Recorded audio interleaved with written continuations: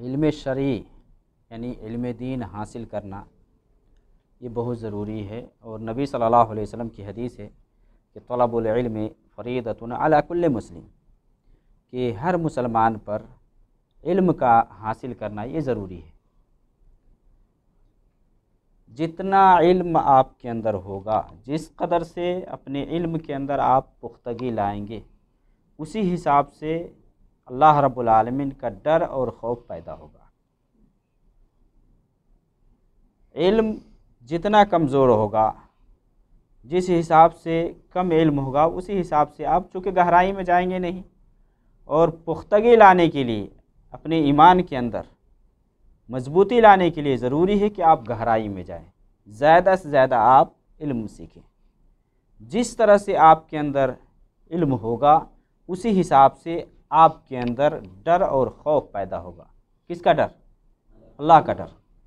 تو سب سے پہلے آپ اللہ کے بارے میں جانیے کہ اللہ ہے کون، اور پھر اللہ رب العالمین نے پیدا کیوں کیا ہے اس کو آپ جانیے۔ اللہ رب العالمین قرآن میں فرماتا ہے کہ اللہ رب العالمین سے سب سے زیادہ کون ڈرتا ہے؟ علماء۔ انما یخشی اللہ من عبادہ العلماء۔ علماء اللہ سے ڈرتا ہے۔ اس کا مطلب یہ نہیں کہ جو علماء نہیں وہ اللہ سے نہیں ڈرتے ہیں، لیکن جس طرح سے آپ کے اندر علم ہوگا نا، اسی حساب سے آپ حلال اور حرام کو پہچانیں گے، اور پھر حلال کو بجا لائیں گے، حرام سے پرہیز کریں گے۔ اس لیے آتا ہے کہ کلما زاد العلم زاد الخشیہ۔ جتنا علم آپ کے اندر آئے گا، جس قدر آپ کے اندر معلومات بڑھے گی، اسی حساب سے آپ کے اندر خوف، خشیت و ڈر پیدا ہوگا۔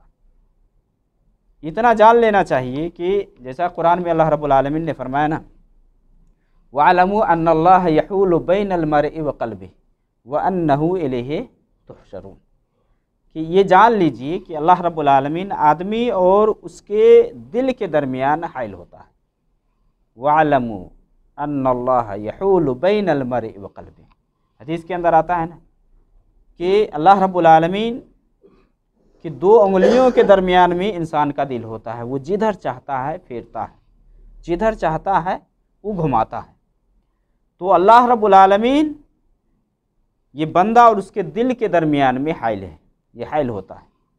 وَاعْلَمُوا أَنَّ اللَّهَ يَحُولُ بَيْنَ الْمَرْءِ وَقَلْبِهِ وَأَنَّهُ إِلَيْهِ تُحْشَرُونَ، اسی کی طرف سب کو جمع ہونا ہے، اکٹھا ہونا ہے۔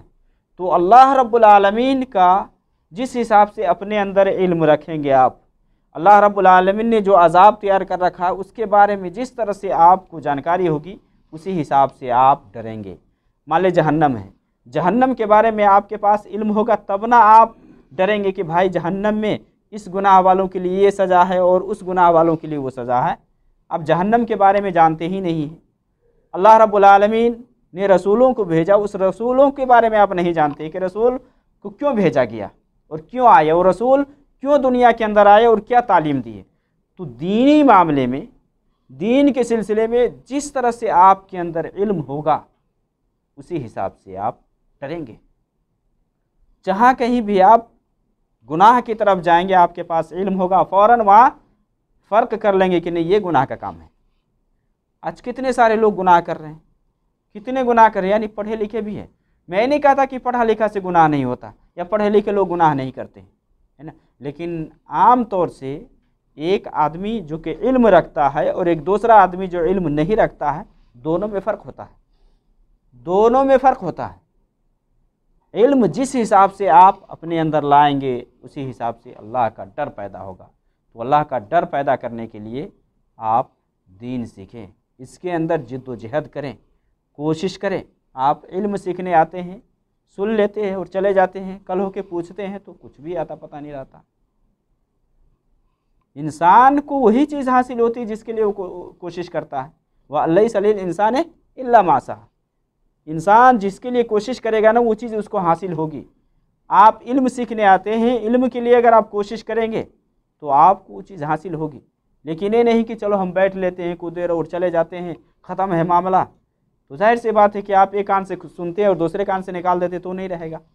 دماغ کو چلائیے کہ آپ نے کیا سنا ہے، کیا علم ملا ہے، آج کیا آپ نے سیکھا ہے، اس کو नोट करिए आप, खुलासा मुख्तसर में आप लिख करके रखिए कि भाई ये हमने आज सीखा है, इसका निचोड़ ये है, इस दर्स का खुलासा ये है। ये सब लिख करके रखेंगे तब ना, कि मान लिया आप सुनी हुई बात है, एक मरतबा अगर आप पढ़ लेते हैं तो आपके जहन में बात फ़ौरन आ जाएगी कि हाँ ये बात इस तरह से बताए थे।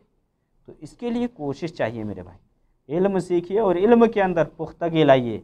ये नहीं बताने के बावजूद वे बता देते हैं कि ये चीज़ यहाँ इस तरह की है, लेकिन फिर भी कुछ दिनों के बाद, हफ्ता 2 हफ्ता के बाद पूछा जाता है तो आप उसमें तजब्जुम में लग जाते हैं, क्या है, हाँ नहीं है। मेरे भाई जो बताया जाता है उसको आप दिमाग में रखिए ना, तब ना होगा।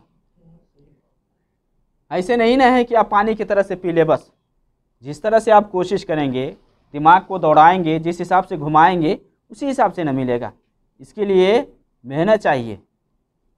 आप मेहनत नहीं करेंगे तो इल्म नहीं होगा, बिल्कुल नहीं। सिर्फ सुन करके चले जाएंगे और इस पर ध्यान नहीं देंगे तो फिर फ़ायदा नहीं होगा। इतना जो टाइम लगाते हैं, इतना टाइम लगाते हैं, आते बैठते हैं, किस लिए?